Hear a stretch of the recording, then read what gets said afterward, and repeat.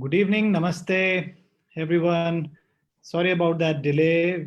This delay is caused due to a number of factors. बहुत सारे कारण हैं इसके. The most important factor is that we have a VIP with us, an accomplished radiologist, the third in the row of our 174 days of continuous integrative health care education series. Welcome all. Good evening, everyone. Today we have Dr. Virinder Garg, who is a radiologist from Department of Health and Family Welfare, Punjab. He is, as I mentioned, the third radiologist in the series. If you remember, we introduced Dr. Elisa Cosaza from Brazil, who talked about the neuroimaging studies in yoga. Then we had Dr. Subhash a couple of days back speaking about the neuroimaging studies in meditation. And now we have a clinical radiologist who's also involved in administration, advising the Honorable Minister of Health, and in a number of affordable healthcare programs in the Ministry of Health, representing PGI and serving as the officer on special duty to the Honorable Minister of Health and Family Welfare, India. I will briefly introduce him to you. Dr. Garg has completed his MD in radiology at the Government Medical College, Patiala. Patiala is a town, city in state of Punjab in India, for those international viewers who are not familiar with the Indian demography. And he's currently posted in our Tertiary Care Medical Center, that is Postgraduate Institute of Medical Education and Research, Chandigarh, since 2014. For last 6 years, he has been with us advising the president of our institute, who is the Honorable Health Minister, and serving here in our own institute on deputation from the Department of Health and Family Welfare. He started his career as a junior resident in ENT at the Government College, Chandigarh. Dr. Garg has worked as a medical officer also in the Department of Health, Government of Haryana. So not only he has an exposure of our state dynamics, the state of Punjab, but also Haryana, where he served at the Department of Health, Government of Haryana, in full 5 years from 2002 to 2007.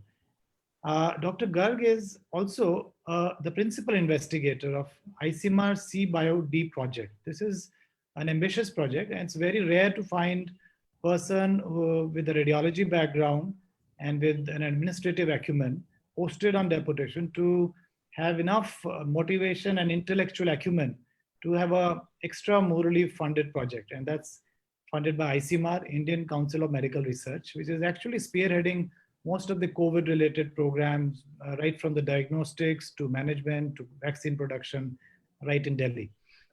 He has that project, and he has also served as the president of Society for Affordable Healthcare in India. As you know, in most developing countries, the expenses towards healthcare are skyrocketing, making it unaffordable for the poor.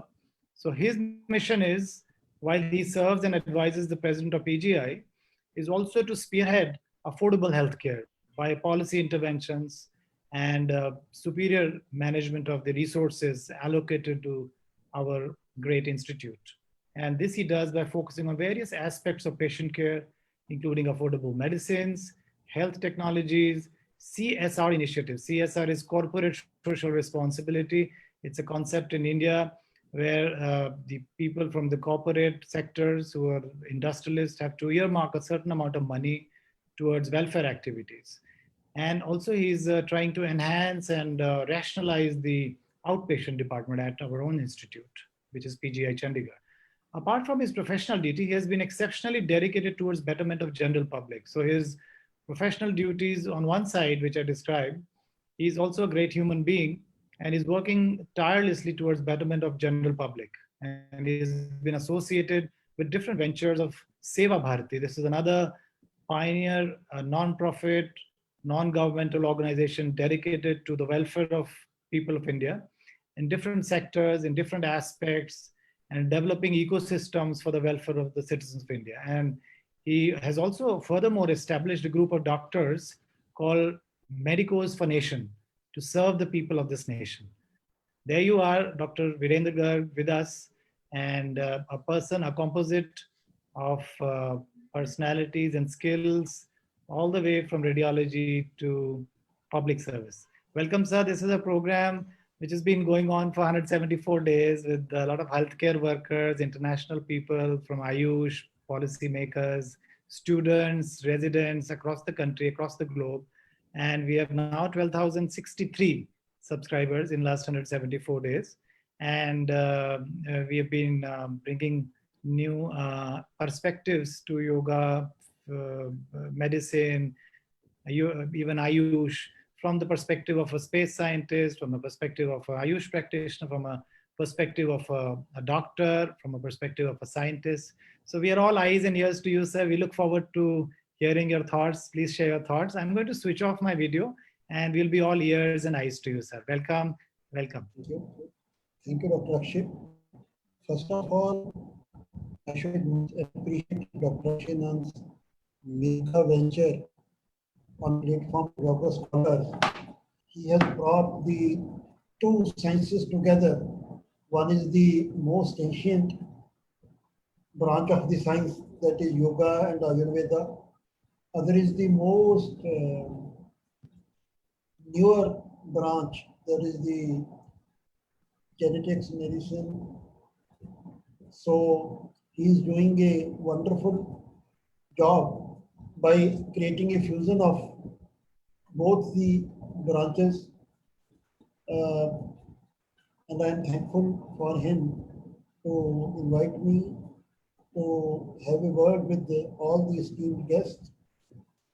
So I wish that this endeavor will be a very fruitful endeavor, and it will contribute immensely in realizing the dream of a healthy human society.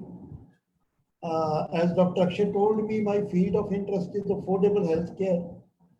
As you all know that, according to the World Health Organization, the definition of health and wellness is a state of complete physical, mental, and social well-being, and not merely the absence of disease or infirmity. As per the definition of the health and wellness was changed in last decades, so was the approach of the medical fraternity toward the health and wellness. Initially, we were concentrating upon the curative part only. Then our emphasis was on early diagnosis and treatment. Then we focused upon preventive medicine.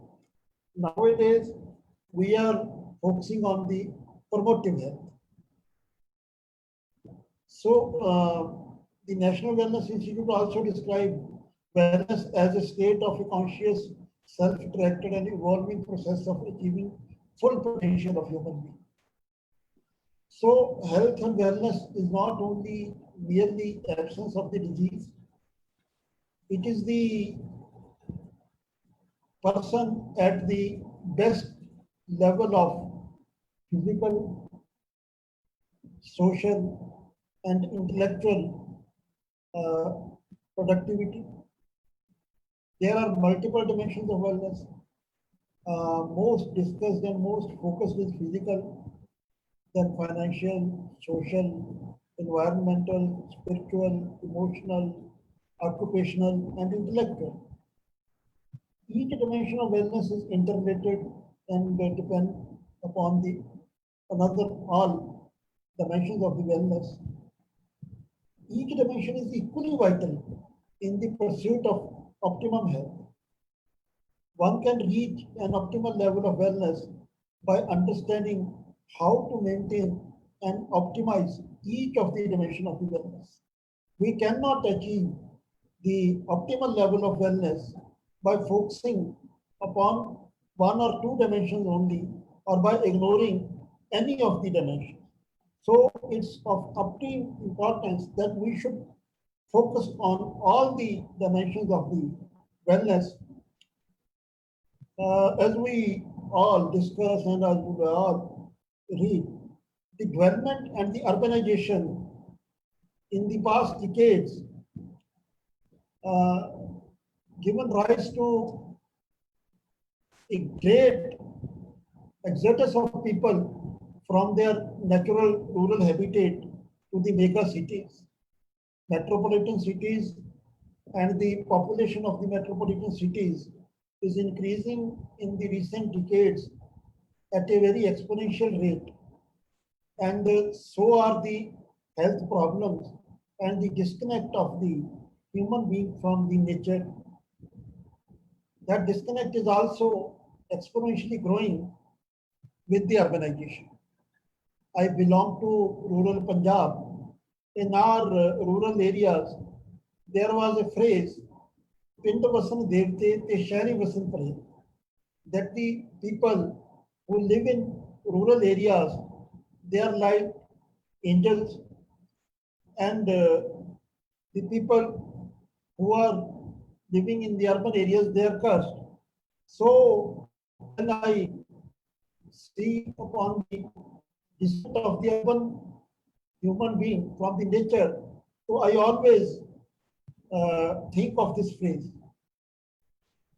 Health problems are increasing, and so is our health budget is increasing. Health spending is also watching a rapid increase in the last decades.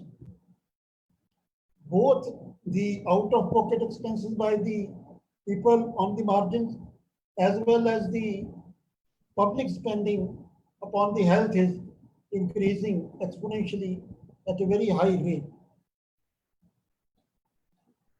In the Sustainable Development Goals era, global spending on the health was US $7.8 trillion in 2017 and about $1,080 per capita, much more than per capita income of the most of the country on this earth. And the health sector continues to expand faster than the economy between the year 2000 and 2020. Global health spending is in real time is growing by 3.9% per year, while economy is growing at only 3.0 per year, which is this gap is expected to increase further due to this pandemic lockdown, corona pandemic. Middle income countries are rapidly converging toward higher levels of spending, and low income countries, the average health spending was only $41 per person in 2017. So we can see a huge gap between the average global per capita spending and the spending of the high income group countries and low income group countries. Whereas in the country like US, the per capita spending per year is around $10,000. Whereas in the low income group countries, it is only $41. So there is a huge gap between the healthcare facilities available for the citizens of the low income group countries.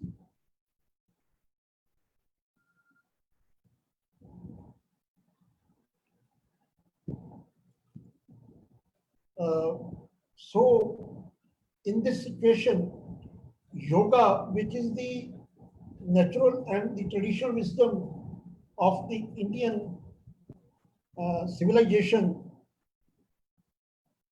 ancient Indians accorded a great importance to health and wellness, which was derived from the practice of yoga. The importance of health was emphasized by our seers as Sharir Madhyam Khalu Dharma Sadhana. The basis of life's all endeavors is swasthya, that is health and wellness.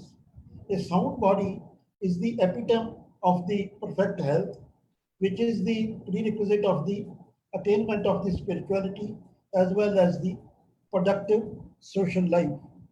The entire lifestyle of in the ancient India aimed at the achievement of the physical, mental, spiritual, economic, and social well-being to be enjoyed over 100 autumns. Jivama Sharda Shatam, let us live for a full 100 years, was the Vedic prayer chanted by everyone. So, our seers, 1,000 years back, they were practicing the modern definition of the wellness, that is physical, mental, social, financial, occupational, emotional, as well as intellectual harmony with our surroundings, with our environment, with our nature. So the only tool which was devised by them was yoga.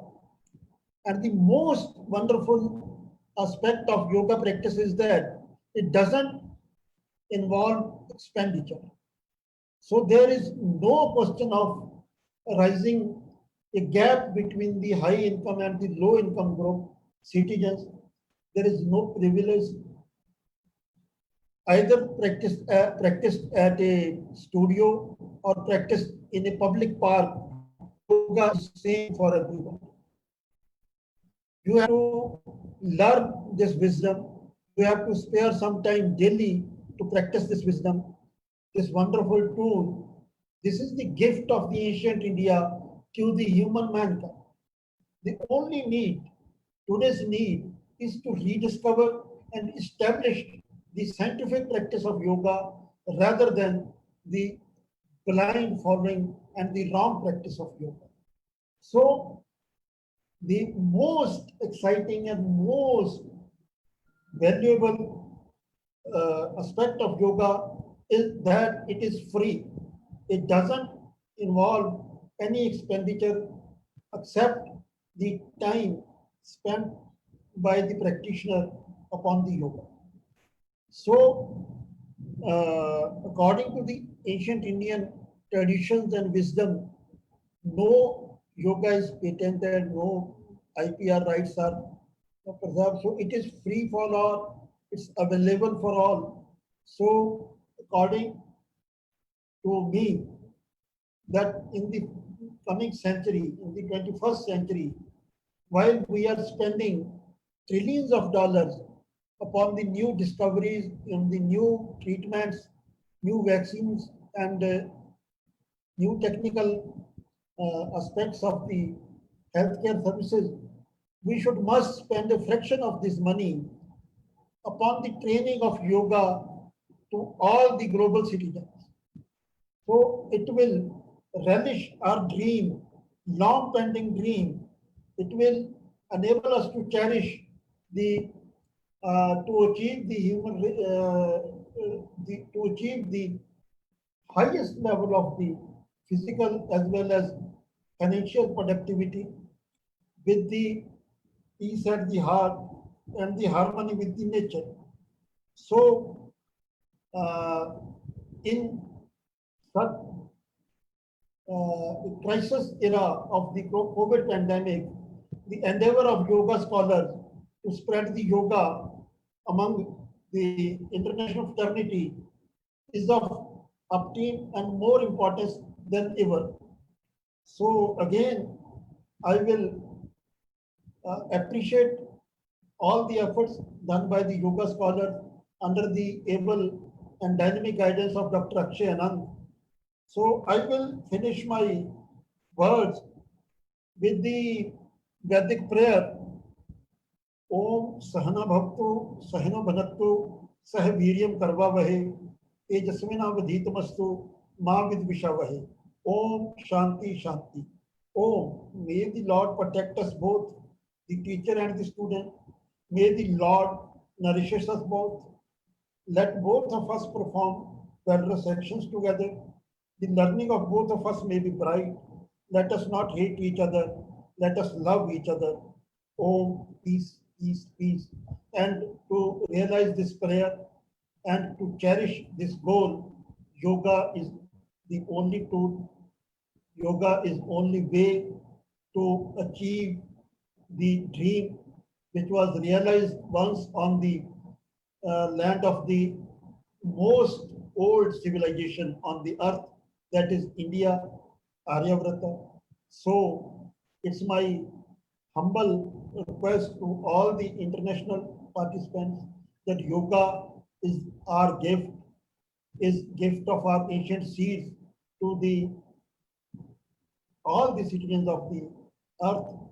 Let's all together join our hands together to promote yoga, to promote the level of the wellness on the earth, especially the marginalized and the poor people who are still deprived of the essential and the basic right of the good health and the wellness. Thank you very much. Thank you very much, Dr. Virender Garg. This was Dr. Garg pointing out the divide between the developing and the developed world and the per capita income, per capita spending, sorry, between the developed and developing countries. But he also pointed out that was a quality point that we should actually follow evidence-based yoga, the yoga protocols that have shown that the non-communicable disorders or other diseases are their risks are reduced or their conversion into full-blown disease could be reduced. And he also marked that everybody, if we can do yoga, we can probably manage the current pandemic better, and it would be a better world, and which is also catering to, he said, financially. He added that we have been discussing the spiritual aspect, the physical aspects, the social aspects of yoga, even the mental aspects of yoga. But today he added a very important point. I'm sure the viewers are all here and they are making their comments. The financial aspect, because it comes so free as long as it comes from a quality teacher. He also mentioned that there should be good training, quality training of these yoga practitioners or teachers who can train the people in evidence-based yoga protocols, which are of benefit. And I would like to add, and I would like to see comments of Dr. Virender Garg on how much it could be useful even for the doctors, the physicians who have been reported to have burnout syndrome because they work day in and day out. Our residents are working 24 hours. Some of them are working in the COVID and across the world. And they also experience stress and, or sometimes burnt out. And there was a study from our own psychiatry department, PGI, from Dr. Avasthi et al., talking about the burnout syndrome in the residents. Do you think, sir, this can also be useful for our medical or healthcare workers? Dr. Anand, I feel that this is not useful only, but it's a mandatory practice.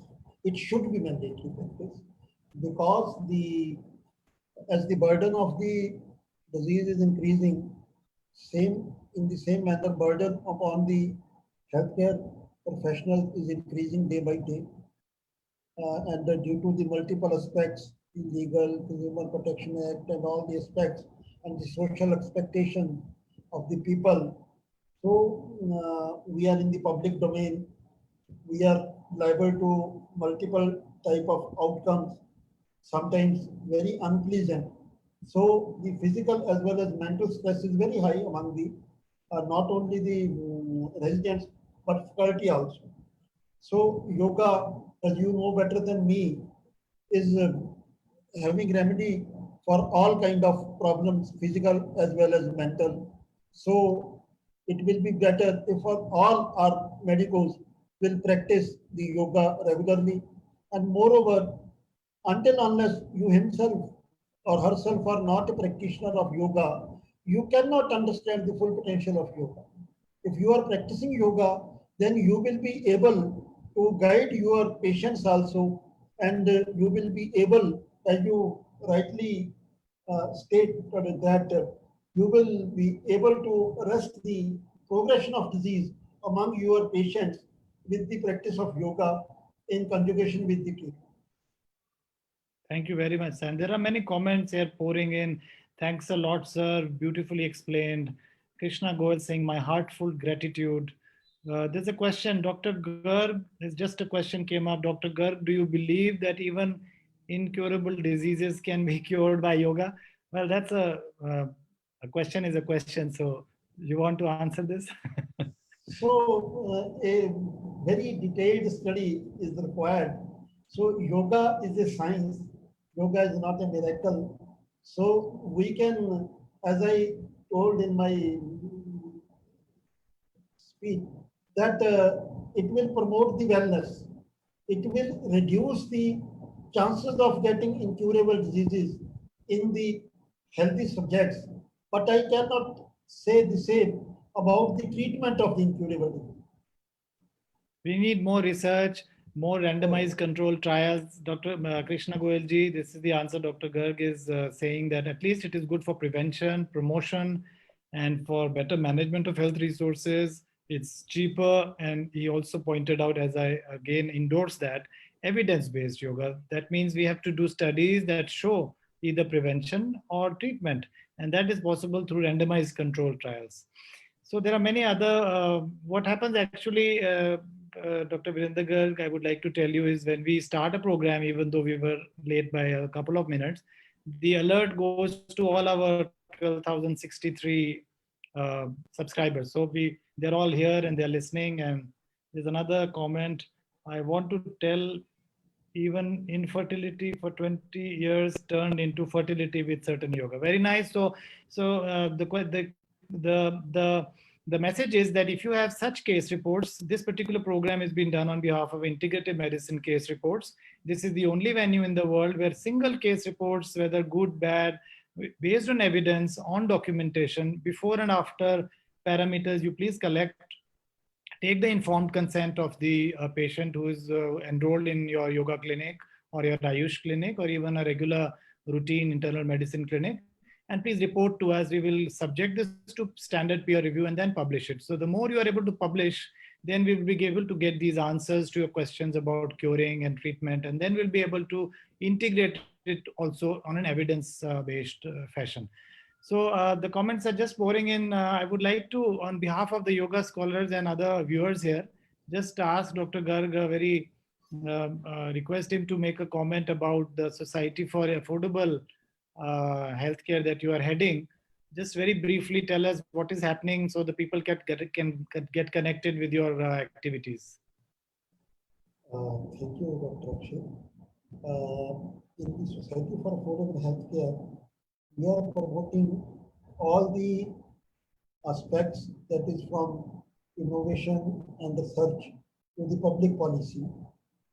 So, practice of the medicine, affordable medicine, and the connect of the current healthcare setup with the local masses, and to remove the last minute bottlenecks in the affordable healthcare and early diagnosis, to promote the good healthy practices among the masses. And yoga are the biggest focus on the promotion of the good healthy practices by the masses, because as I told you, when we are talking about the promotive activities, it is the best, most scientific and the most cheap. Almost once you have to learn, then there is no recurring cost for doing yoga, and you can do yoga anywhere in the world. Anywhere in the world. You don't need any special equipments or any special room, any special type of setup for the yoga. So this is the trusted practices of the centuries. On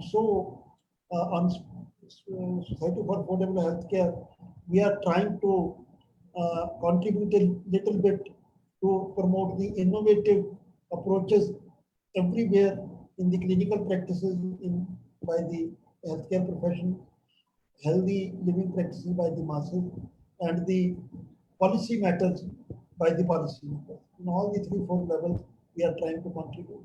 So you are all welcome to suggest, to join, to contribute, to take lead along with us. This is the open platform. So you are all welcome. And I'm very moved by your endeavor, Dr. Akshay. So he is my old friend, and I always look at his activities with great admiration, from the Swachh Bharat to the yoga scholars.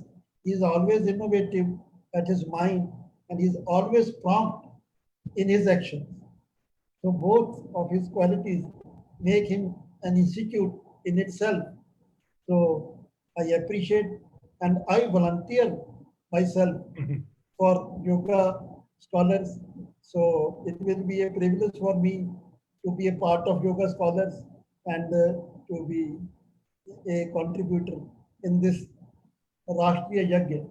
So thank you very much for these very kind and very encouraging words to our entire team. We will be more enthused and will be more excited to work more tirelessly. And I think the viewers are listening that this is a forum of Society for Affordable Healthcare, which provides policy interventions, because you have good ideas, you have good activities, but how to connect them into public good, to how to scale it. That's what Dr. Garg was saying.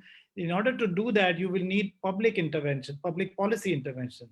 And that is where he can help. So please join us, and all the viewers, the video link will be live archived. Just go to the Facebook Yoga Scholars PGMER, scroll down and go to this link, and you can see the entire conversation, and you can also post comment. We would request Dr. Garg to please spare some time later in the evening or tomorrow to reply to their comments, so our viewers are enthused and they are able to contribute to your mission. And thank you for your kind words.